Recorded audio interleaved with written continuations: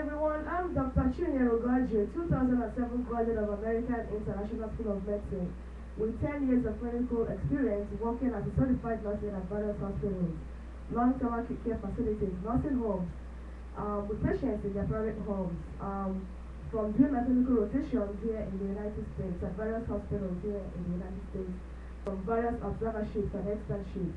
I'm from 2 graduate medical education programs, and 4 internal medicine residency programs in Detroit, Michigan, Springfield Family Medicine Residency Program, Springfield, Illinois, and from my various preventive health fairs where I've had the opportunity to have hands-on experience, and currently involved and with research experience from UT Southwestern Psychiatry Department, working with Dr. Carol Goff and Dana Downs, who are both awesome people, and with a Master's in Business Administration with an emphasis on public administration at Davenport University, Grand Rapids, Michigan.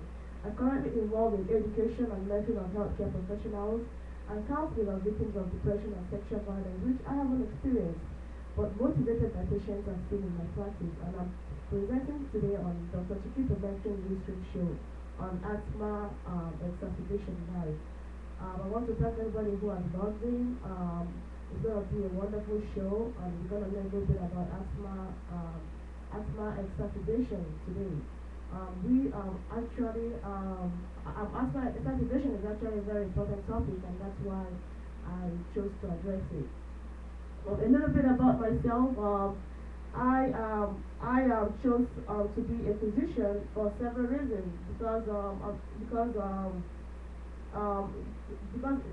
maybe I was born a leader, maybe because I was born a leader, maybe because I like helping people, maybe because I think it makes me cool, maybe because I think I can be a source of succor, a balm in the midst of disease, poverty, and mental anguish. To be a physician, you have to have a sincere love for people and a sincere desire to help people. My journey in medicine started when I entered medical school. I'm one of the first 10 people who was admitted into Imo State University. Yeah, I discovered that the knowledge in books could magically be transformed into expertise beneficial to healthcare, participated in educational and preventive health fairs. Med school was fun. Relocated to the United States to be with family. I loved eyes due to my love for medicine. I went back to American International School of Medicine, Guyana, where I graduated on June 5th, magna cum laude, 2008. I did not match. I started my Master's in Business Administration with an emphasis on public administration at Davenport University, Grand Rapids, Michigan. And also worked as a nurse aide at various long-term acute care facilities. Fall 2009, I matched at Hereford Internal Medicine Residency Program in Detroit, Michigan. My first choice after interviewing at 21 graduate medical education programs.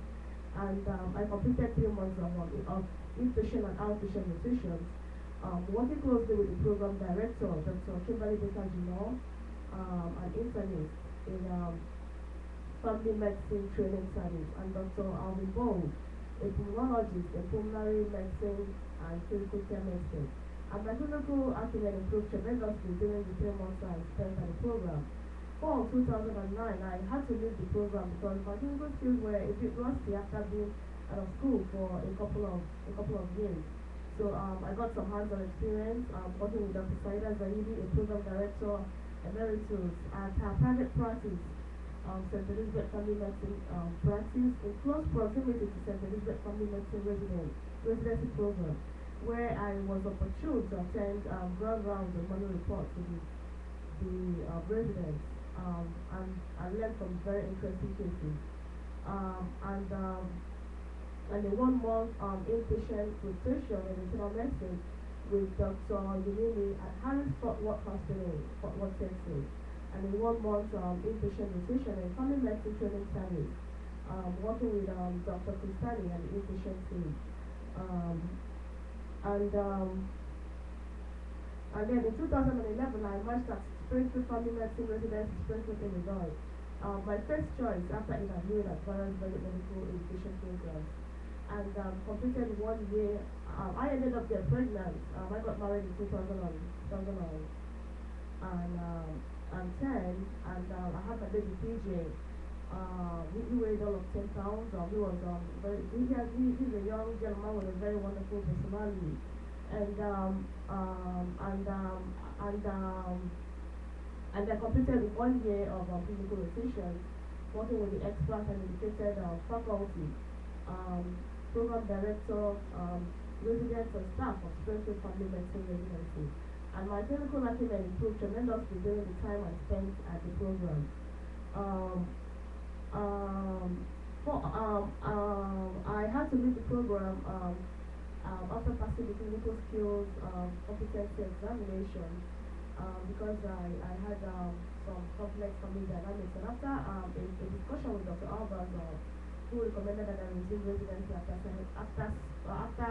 sorting out my complex family dynamics, I went back to finish my master's in business administration with an emphasis on public administration at Davenport University, Grand Rapids, Michigan. I also attended the American Academy of Family Physicians Conference in Kansas City and the American Academy of Family Physicians Assembly in Philadelphia and the American College of Physicians Conference in San Francisco. I was motivated by Advocacy in Action, whose main purpose is to give qualified and highly dependent residents multiple chances in early medical education. I had finished my capstone project. It was a very interesting research project that answered a lot of questions on the financial involvement of mitigating the mental health effects of victims of natural disasters. And I chose this because of the numerous natural disasters that have been reported. My strengths, I would say, include my interest in education, my interest in research, my creativity, my interest in education and preventive care. My regrets include being unable to finish medical education during at my previous programs, and then also a text that I sent to a colleague at my previous residency program, Springfield Family Medicine Residency Program, as a host, but I apologized and everything was straightened out hereafter. And then I see myself in 10 years. There has been a move towards primary care and enhanced by the healthcare reform and by preventive medicine. So I do see myself in primary care within the next 10 years in an inpatient setting and obstetrics exposure and administrative roles. I love challenges and I imagine mature and resilient after challenges, but I found out that utilizing effective collaborative teamwork has helped me overcome previous challenges. Confrontations, how do I handle confrontations? Well, communication is the key to handling confrontations, and I've handled confrontations successfully in the past, utilizing a good understanding of the team members' personality and role in the team. My plans for the future include primary care, preventive medicine, administration, inpatient medicine, and obstetrics. And my heroes include people who have contributed towards healthcare reform and patient safety in recent times. And my hobbies include Zumba dancing, which I'm trying hard to master, which I try to teach on my show from my Zumba classes, and also charity walks and spending time with family and friends. My current projects include education and mentoring of healthcare professionals, and also counseling on victims of depression, mood disorders, and sexual violence, and I do some of it, studying on my research show, Dr. Chinyere Ugorji. So I want to thank everybody who has logged in. Don't hesitate to ask me any questions. And today we're talking about asthma exacerbation.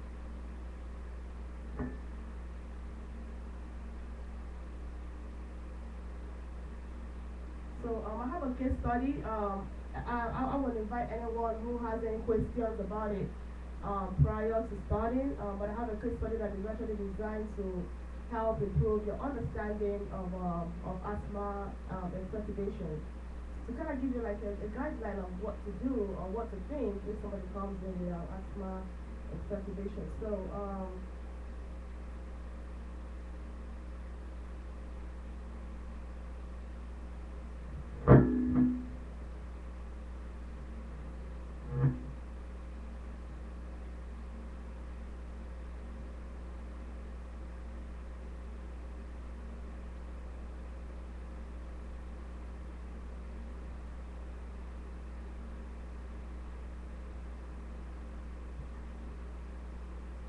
So asthma exacerbation. Well, a, um, it's actually in the ER, and a 36-year-old asthmatic, a 36-year-old male is brought to the ER with chief complaints of severe shortness of breath. Um, so I would want to know what his vitals are. So his vitals are 130 per minute, temperature is 99 degrees Fahrenheit, blood pressure is 120 over 70 with pulses, paradoxals, and then his respiration rate is 34 per minute.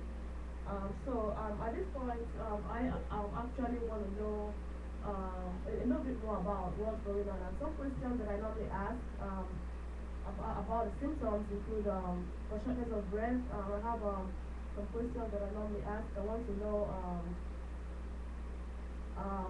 are you short of breath? But sometimes it's, you actually have to try to elicit the symptoms from the patient. You have to actually ask them if they're able to, if they're good historians. So, you want to know,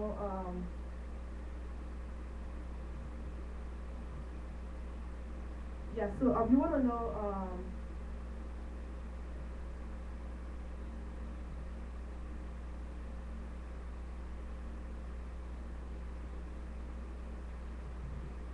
you want to know, are you short of breath? Can you describe that to me? Tell me exactly how you feel.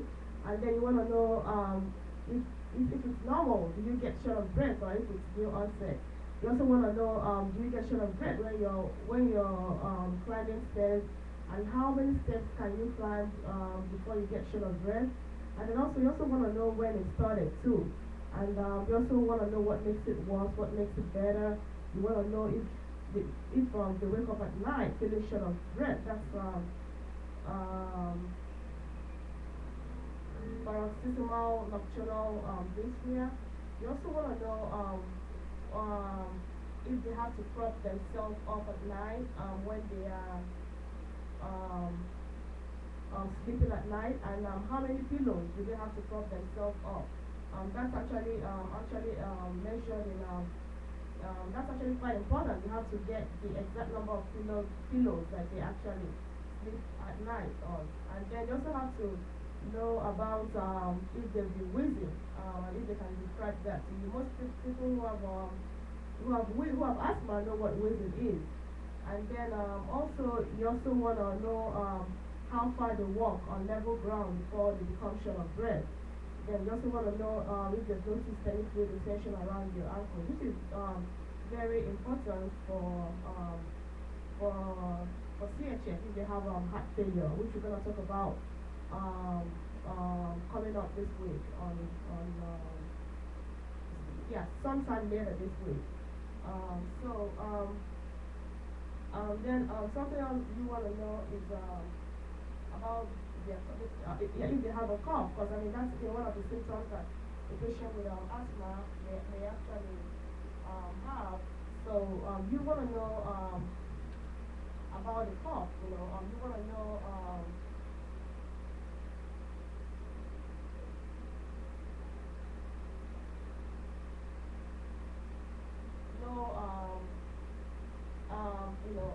when the cough started. You want to know how often they cough, like in a day, how often they have a coughing spell. You also want to know if they cough up a phlegm. You also want to know what color is the phlegm. You also want to know if there's any blood in it. And then you also want to know about the amount of the phlegm. Ask them to describe it in terms of teaspoon, tablespoon, or cupful. And then also if anything makes it better or worse. So that's how you elicit the answers for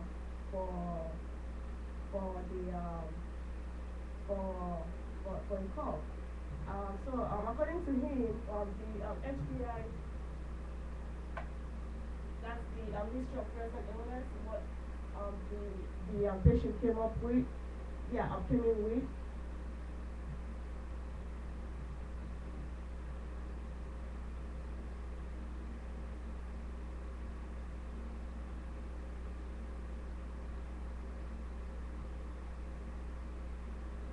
So I'm going to just read the HPI so we can hear the patient's story.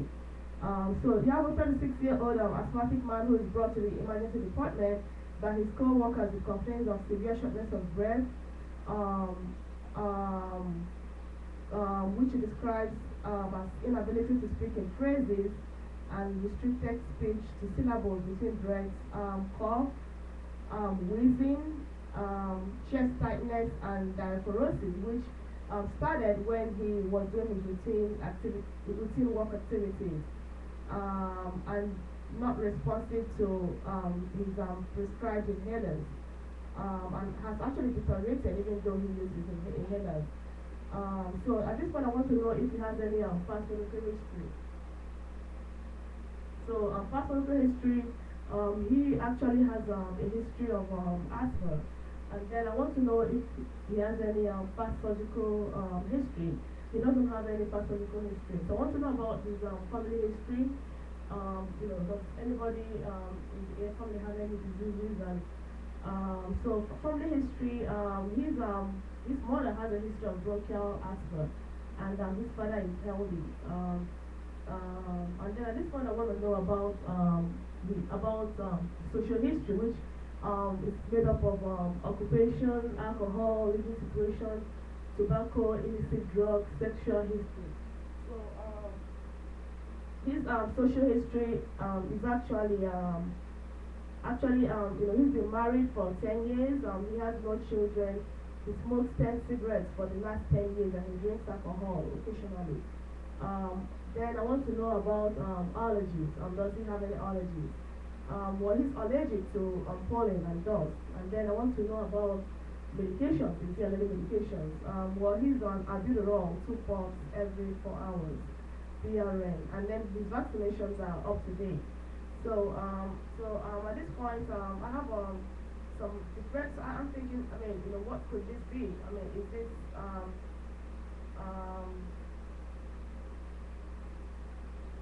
is this asthma? Is this COPD? Is it a foreign body obstruction? Is it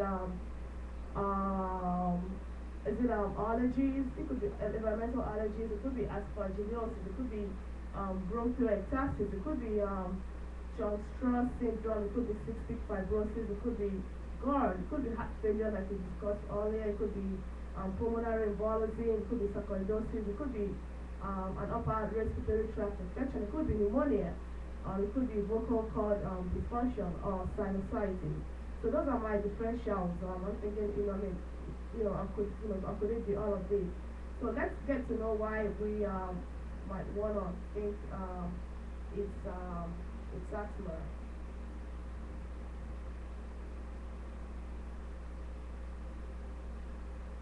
I have a little article on my website which is actually designed to help understand what asthma is really all about. And it's actually mostly patient education information, which I'll go through later on. But at this point in getting the history, I want to know about the review of system. I want to know general review of system. I want to know if there's any fever, if there's any malaise, if there's any weight changes, if there's any lethargy. I also want to know about the skin, if there are any rashes. I want to know about any moles, any discoloration. I also want to know about the head exam, any hair abnormalities, any hair loss, hair changes. I also want to know about the head, ear, eye, nose, and throat. I want to know about any nasal discharge. I also want to know about any visual changes, and then I also want to know about his mouth exam, his mouth. That actually comes under the hint, and that's actually if he has any oral ulcers or any sores. And then also want to know about his neck exam, if he has any masses, any swollen lymph nodes. So I also want to know about the breast, the respiratory system, the cardiac system, the GI system, the urinary system, the genital system, the vascular system, the musculoskeletal system, the neurological system, the hematologic system, the endocrine system, and then the psychiatric system. So according to the patient, everything was pretty much from what we actually talked about in the history of present illness. So at this point, I want to do a physical exam. In a patient with asthma, it's very important to do a detailed lung exam. That's actually the core of a pulmonary exam is very important. But I would want to start with doing general appearance. I would want to do a focused exam at this point because it's obviously an emergent situation, and I would just want to do a general survey to know if the patient is in any obvious respiratory distress.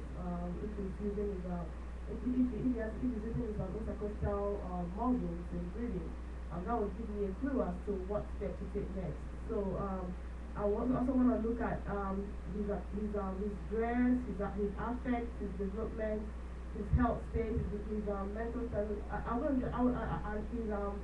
So appearance, dress, affect, development, health state. So all of these can actually be grasped just by looking at the patient most of the time, especially in an emergent case like this.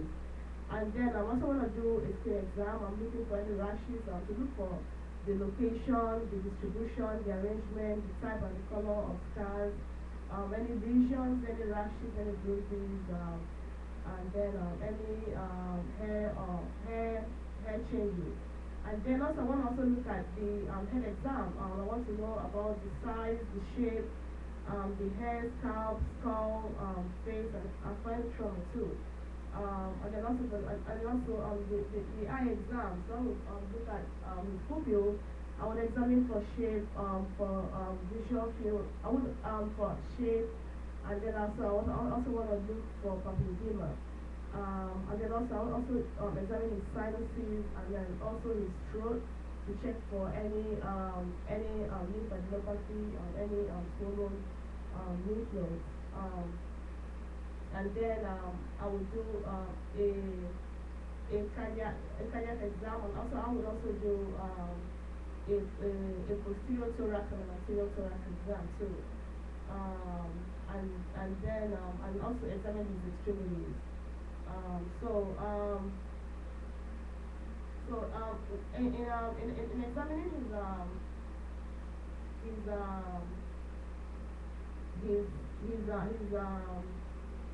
his posterior thorax. First of all, you have to inspect. You have to check for any visible use of intercostal muscles, any obvious respiratory distress, and then after that, you also have to now palpate for expansion of the lungs, and then after that, you also want to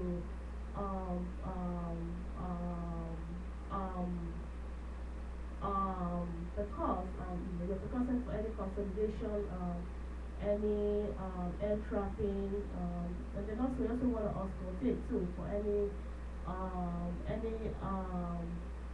adventitious lung sounds, any wheezing or any crackles, which are normally found in asthma. And then also you also want to also do a tactile premises too.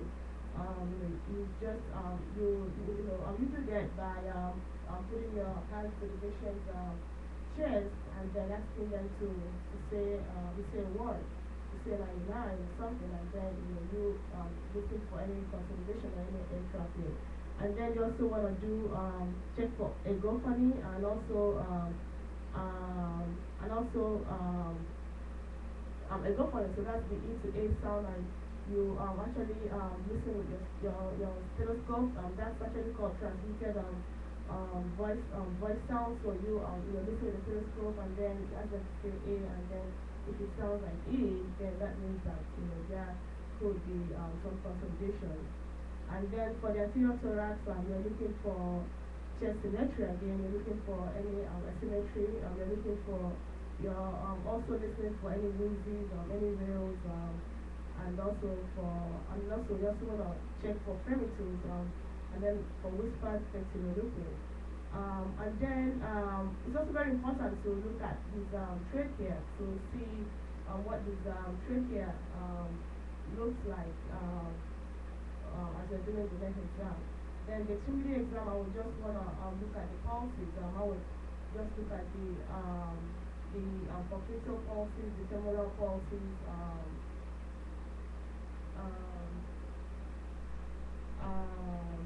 and all the lower extremity pulses.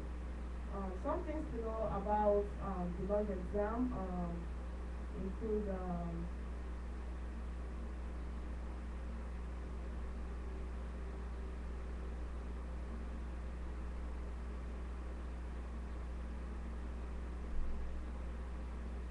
include wheezes and crackles. When we talk about wheezes, what are wheezes and crackles? Well, the difference between crackles and wheezes are that crackles are discontinuous and wheezes are continuous. And then crackles are also intermittent, symmetrical, and brief. While wheezes are actually musical, prolonged, more than 250 millimeters per second, and like dashes in time. What crackles are like dots in time. So those are the description. And then also wheezes are also relatively high. You can miss it if you hear somebody wheezing. And they also they're high pitched with a shrill quality. And then um, and then in asthma,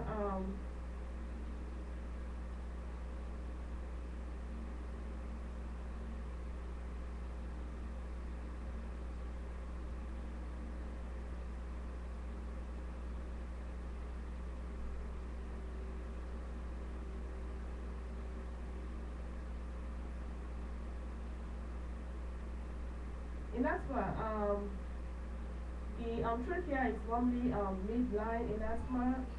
The patient normally has wheezes and they also have um, hyper resonant lung sounds, and they also have difficulty breathing. They have some difficulty breathing. So that's one of the pathognomic signs of asthma. I'm gonna have the physical diagnosis session coming up soon, which is actually designed to help us to understand more about asthma, about asthma, another about how to do a physical examination. So that's it for the physical examination. The results of the physical examination actually showed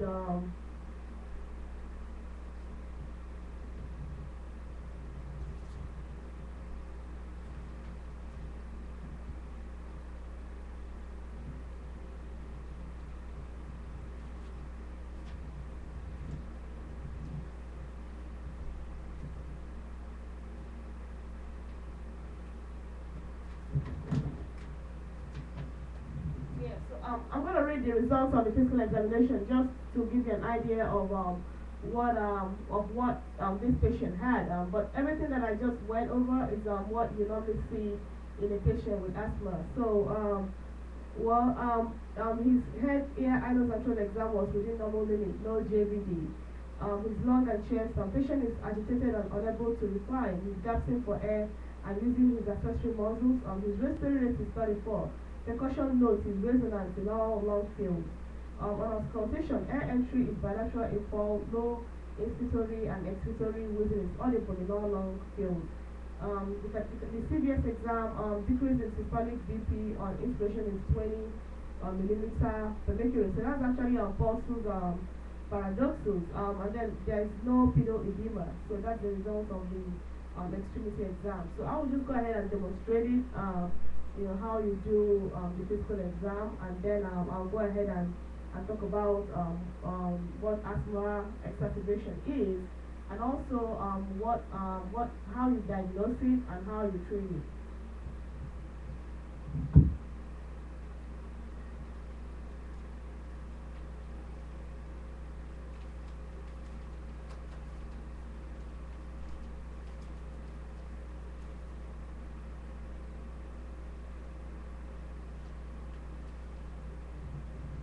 So I'm doing the general overview. Like I said, I'll just look at him to see if there's any obvious respiratory distress. I'll look at his affect. I'll look at his mood, his development, and then also his dress too. And I can do that just by taking a brief overview. And after that, I'll also look at his eyes. I'll check for papilledema, and then also examine his mouth to check for any to check his mucous membrane.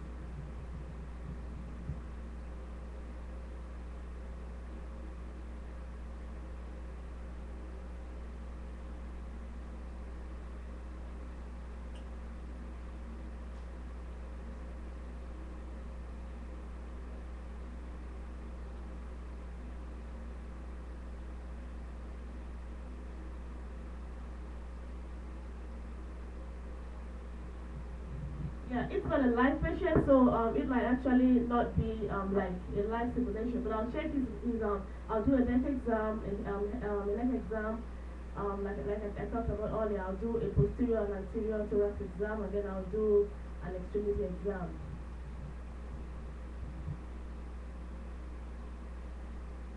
So I'm checking his trachea to make sure that his trachea is actually midline.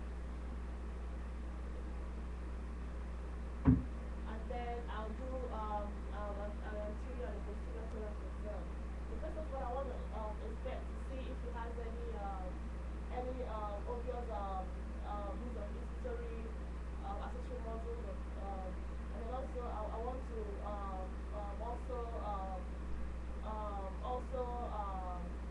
palpate. So I'm going to check for the level of diaphragmatic dullness, which you normally do by putting your hand and checking for diaphragmatic dullness, and the level of interstitial retractions. And then I would now listen. So I would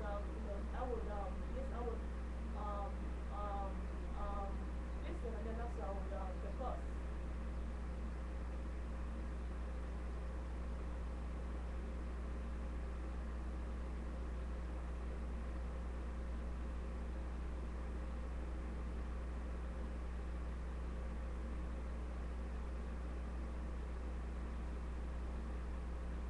And then I would percuss in all the lung fields.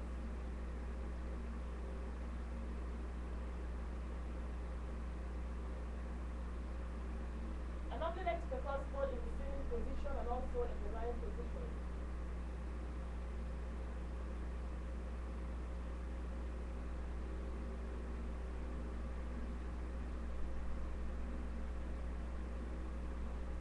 And then I would examine his extremities and all his pulses.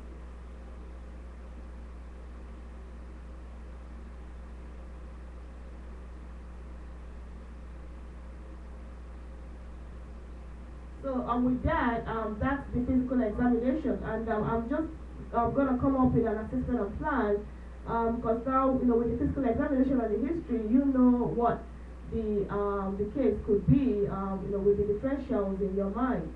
So my assessment and plan, number one is asthma exacerbation, and then number two, preventive care. I have to think about preventive care and also about counseling too. So the diagnosis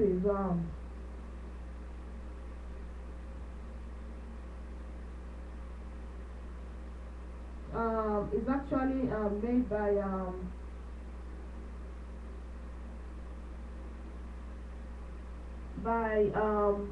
some lab test, by the physical examination.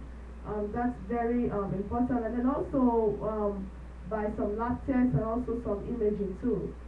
So the tests that are very important for asthma exacerbation include an arterial blood gas, which has to be done immediately, a peak expiratory flow rate, and then an EKG, a chest X-ray, PA, and then you also have to start albuterol nebulization and start on steroids and also do a CBC.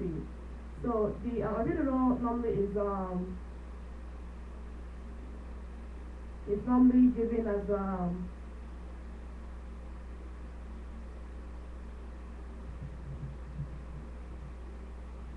it's normally given as 0.5 milligram and 2.5 ml normal saline every 1 to 2 hours until you do the peak flow, and then the prednisone is normally given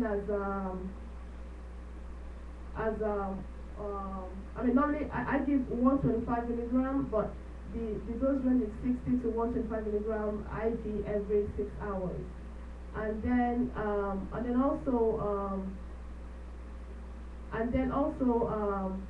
the some other things that you can also do to treat the patient include doing a pulse oximetry, doing IV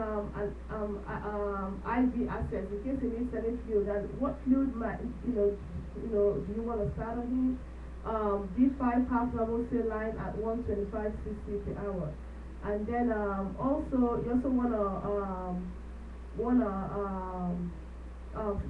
start him on oxygen, and normally that's 2 to 4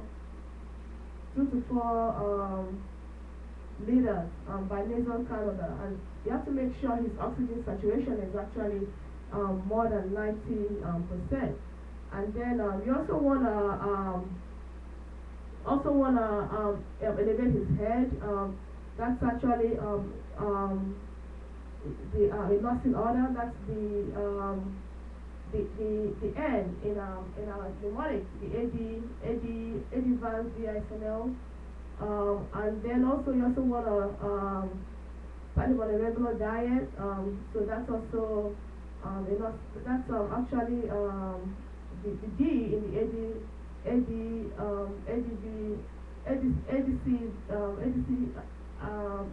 ADC Vans DSNL. And then you also want to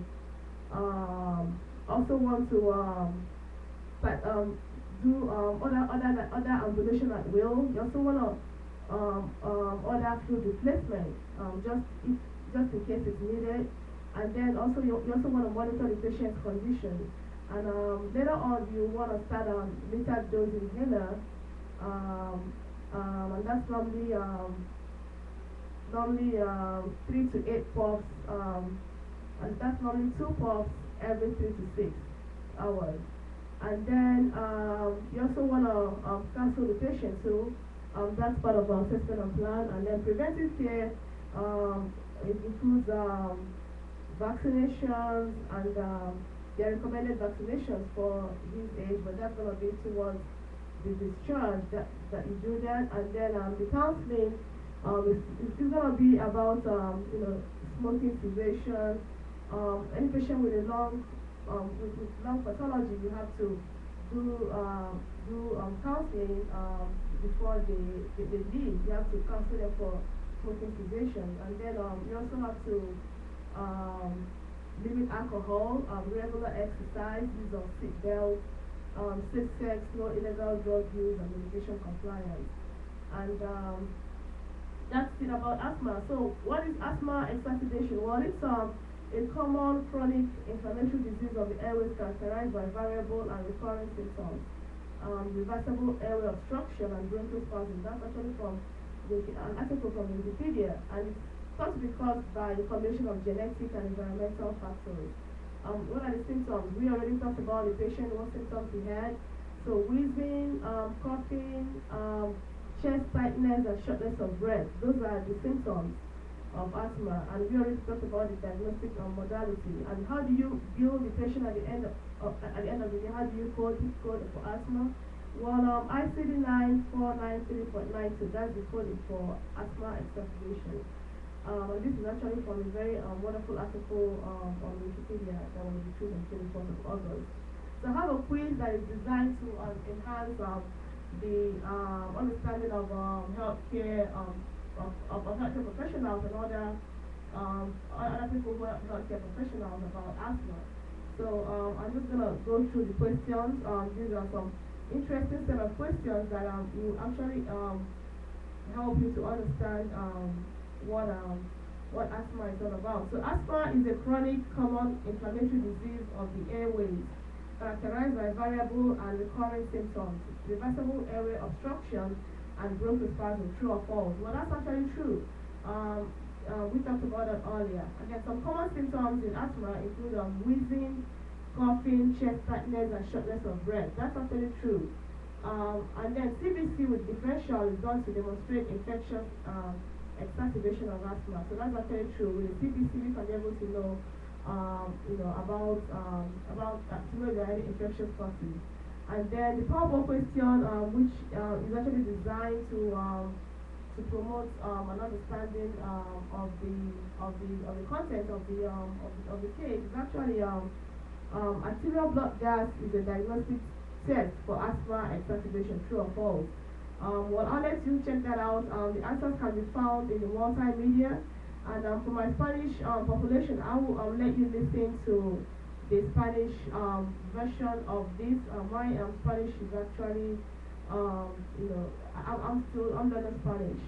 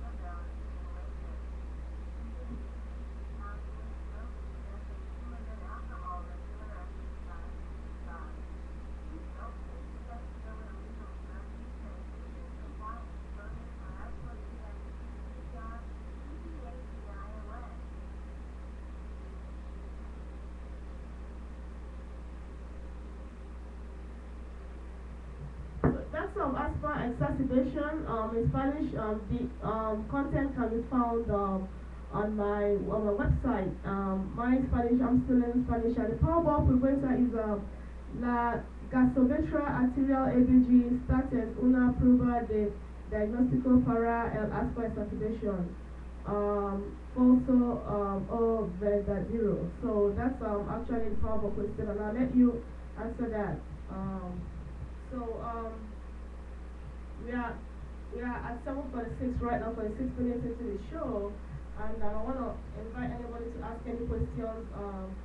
And we've talked about asthma exacerbation, which is actually a very important an important health topic. I want to also talk about about healthcare news. There are lots of updates going on in the healthcare world. And Dr. Chiki's Commentary YouTube show is actually in the forefront of all of that. So I'm going to let you listen to some of the services that we offer. We offer free blood pressure, free blood sugar, free weight, free height, free body mass indexes, free physical exam, free sports physical, free counseling for depression and mood disorders, and also for sexual violence too. So those are the services that we offer. I'm also recruiting for healthcare professionals who are interested in helping to provide free healthcare to the community of Dallas. We have actually had preventive health fairs at some charity works. The AIDS World South Dallas, and also the back to school health fair work that was a huge success. I want to thank everybody who contributed towards it. I've also had a lot of people who have also expressed interest in becoming part of my team, and I want to invite you to become part of my team of healthcare professionals. And by doing that, you get your services on my webpage, and then also you also get to be part of a great team of people who are providing healthcare, free healthcare. There are so many things that are happening in the healthcare sector, which I try to share on my wall under the healthcare news sector. Lots of questions, lots of interesting topics that are seen in clinics and hospitals all over the world. Lots of legislation, lots of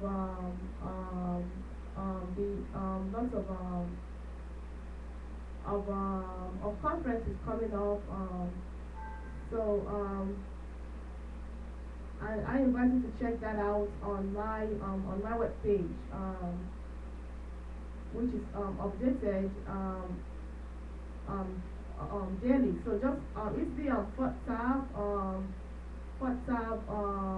my webpage, and you can be able to know about these updates from various organizations, which are also featured on their websites too.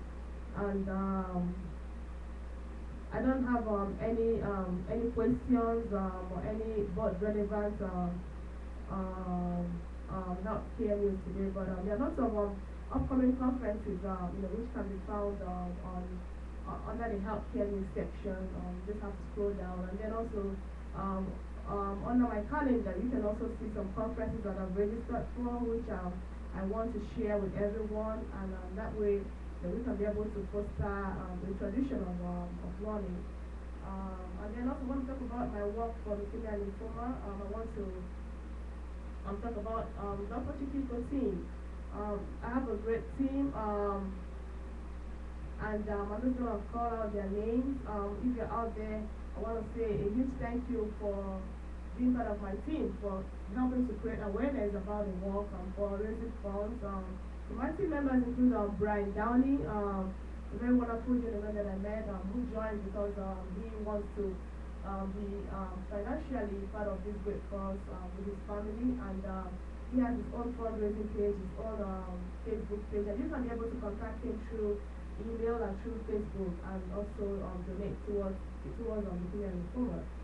Craig Church is also a wonderful gentleman who also joined because he wants to be part of this great cause. He also has his fundraising page, and also he also has his web page, and also his Facebook page too, that you can contact him on, and his email. Alfie Owona is a wonderful gentleman that I met at Christ Embassy, and he also has his web page, and which is a fundraising page, and also a link to his Facebook page, and then also a link to his email. Gurumiha is also a wonderful lady that I met who joined because she also wants to be part of this great cause. And she also has her web page and also a link to her Facebook and email. Jessie Packard is a supporter. She supports the cause.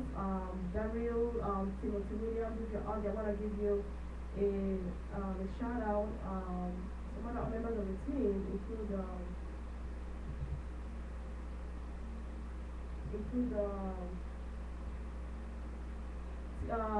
Chinyere Ugorji, and he's also a wonderful gentleman who joined at Christ Embassy, and he joined because he wants to be part of this great cause. He also has his web page and also his a link to his Facebook page and also to his email for as his contact information for donation and for recruitment.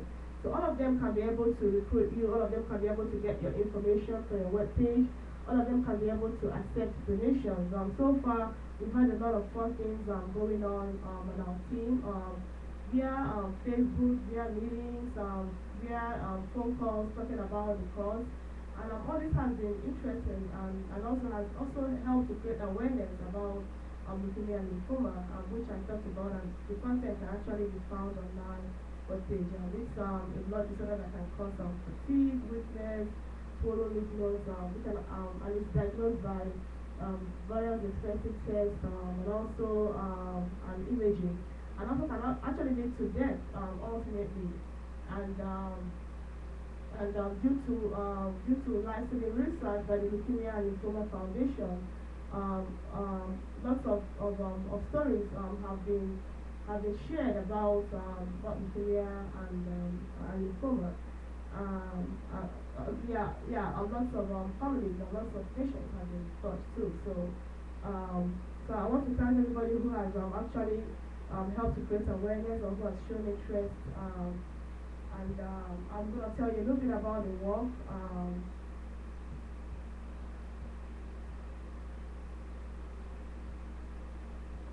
I try to talk about what the work is all about every day, because even though the information is on my Facebook page, on my website, but I try to talk about it every day on my show so that we kind of have an idea of what it's all about, what we are contributing towards becoming a great towards creating a solution for patients with leukemia and lymphoma. So it takes place all across the United States and Canada, and teams of families, friends, and co-workers come together to raise funds for the Leukemia and Lymphoma Society's Light and Light Work events, and they bring help and hope to people battling blood cancers. The funds that are raised by teams and individual workers provide life-saving blood cancer research, free educational materials and events for patients and their families. And they also provide local programs such as family support groups and test collection and peer-to-peer counseling programs, comprehensive personalized assistance through our information research center. So the Friday night work events are evenings filled with inspiration. During this visually work, workers carry illuminated balloons, white for survivors, red for supporters, and gold in memory of loved ones lost to cancer. Thousands of workers, men, women, and children form a community of care and bringing light to the dark world of cancer. Illuminated balloons, light t-shirts, and wristbands inviting workers to enjoy food and refreshments are provided to all workers who become a champion for skills by raising $100 or more to help fight blood cancer. The work is done at a visually pace and takes less than an hour to complete. Strollers and wheelchairs are welcome. However, for everyone's safety, bicycles, inline skates, wheelie footwear, skateboards, and scooters are not allowed, and the work takes place rain or shine. So the 2013 Dallas walk is going to take place on Sunday, the 27th of October. The check-in and festivities will start by 5 o'clock. The program starts by 6:30. The walk itself starts by 7 p.m. And the contact people can be found on my on Light Work web page, and I'm also a contact person too to sign you up on Dr. Chiquito team. And I'm also recruiting people to join my team to take a stand against leukemia and lymphoma, and to help to collect donations and to raise funds and also recruit more people too. It's in October, so we still have time. We are racing towards becoming a champion for cures. And my contact information is my email, which is drchiquito1@gmail.com. My phone number, which is 404-234-4843. And then my webpage, which is drchiquitomentoring.co. And then my Facebook ID, which is Chinyere Ugorji. And also have a night walk on fundraising page, which I also use to share events by North Texas, opportunities to be able to talk about the work, to be able to work as a team to create donations. And then also a Twitter page too, Dr. Chiquito1 at twitter.com. And then also have a LinkedIn ID, which is my name, and then a Google Plus, which is Dr. Chiquito Mentoring cycle. So that's the name of my cycle. Then also have a Yukos ID, Dr. Chiquito1, WordPress, blog, a YouTube, and then a Ustream ID, which is Dr. Chiquito1, which is actually on my webpage. You just have to click, and then you're able to watch the show. And then we also have a presentation about the zoo. The countdown is on for the trip to the zoo. It's gonna be on Saturday, 12:30, and as part of our team, the Chiquito team, and anybody else is also welcome to join us. We're gonna be meeting briefly by 9 o'clock. I'll be there at Starbucks by 9 o'clock. We're gonna be just a group meeting. For anybody who wants to come, it's not compulsory. And then I'm going to leave like 10:30, 11 o'clock for anybody who wants to come pool. So that way, we can be able to get to the zoo. I also have some information about the zoo that you might actually find interesting. They have lots of interesting animals. So it's going to be a very interesting event, and I hope that you can be able to show up. And anybody who is not part of Dr. Chiquito team who also wants to go should let me know. We actually can be able to make provisions for that. So I'm going to talk about. I want to invite you to take part of to make use of some of the features of my website, which are designed to help you with staying in touch with what's going on. With faith, with your faith, with family, and around the world. I have a daily scripture that that is on my webpage, which I'm putting up right now, which is actually designed to help to inspire you and to give you a kick before you hit the door every morning.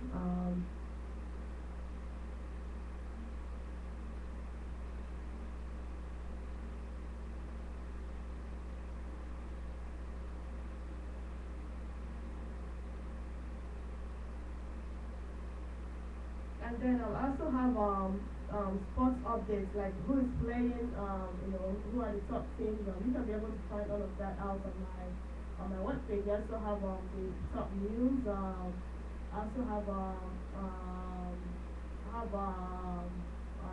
the weather. You can be able to find out what the weather is.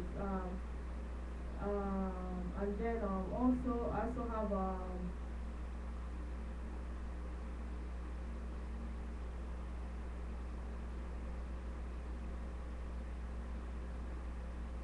lots of other interesting features, lots of educational, patient education articles that you can be able to make use of. And the multimedia actually designed for easy listening, and you can be able to listen to them, and that will help to promote a good understanding of the content.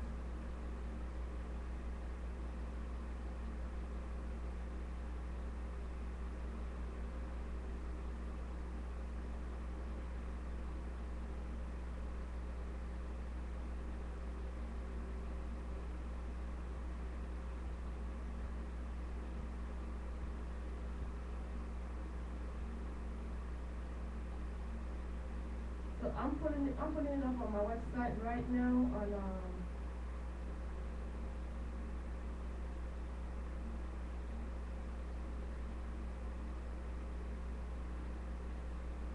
yeah, I apologize. Unfortunately, I'm unable to share it right now, but you're invited to check it out. Like in the morning right before you hit the door, and use all the other features on my web page, and and then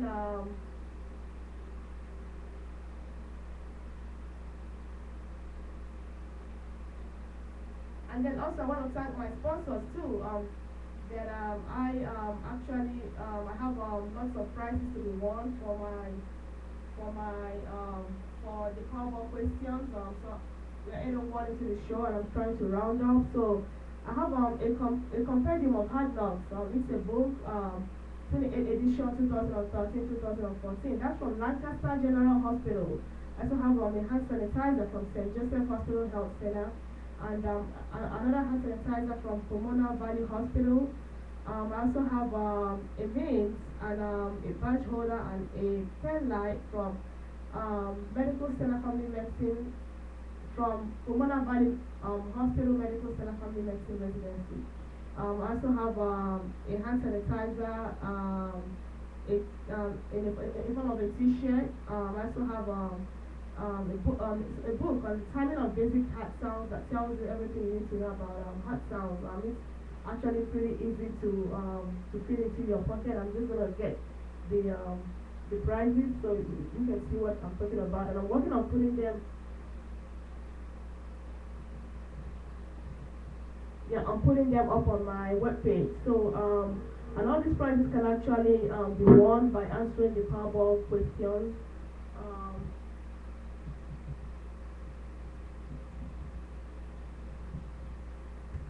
and then I also have a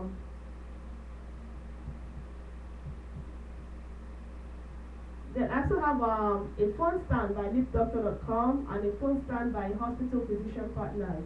I also have a pedometer and a hiking bottle by Christiana Care Health System, Family Medicine Residency. And then I also have earbuds by Altona Family Physicians. I have a brochure for Medicare and Medicaid services, which kind of talks about all the services that they offer. I also have um, um, a tape measure, two heart-shaped coffee stands, a cup holder, and a flashlight, a CD, and a pen light from Union Hospital Family Medicine Residency, Terre That's actually in Indiana.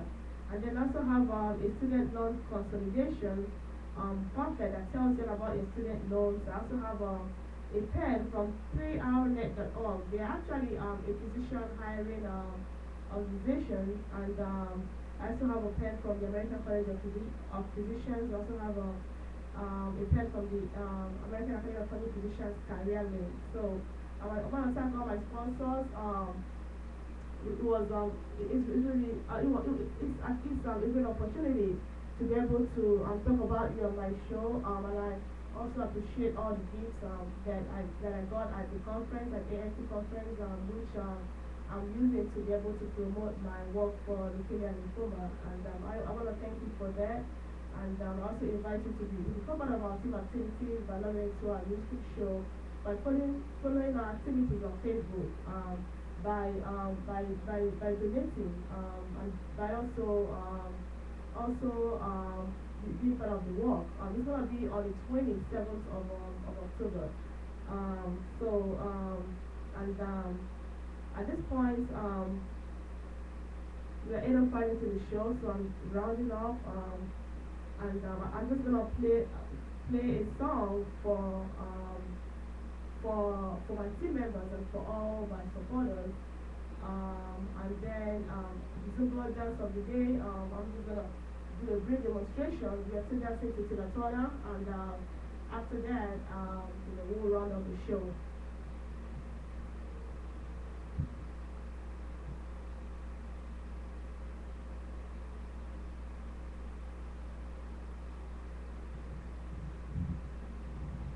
Unfortunately, I have a connection problem, so I apologize for that. But I want to thank all members of my team, all my supporters, everybody who has been supportive towards to keep the team for Light the Light Work and towards Light the Light Work Foundation, which is a foundation that was created to help victims of leukemia and lymphoma. That's why we work. That's why we created this to be able to create solutions, to create miracles and stories for patients with leukemia and lymphoma. And I want to thank everybody who has been part of it, and I also want to invite you to donate and to be part of our team activities. I also want to wish you a wonderful day.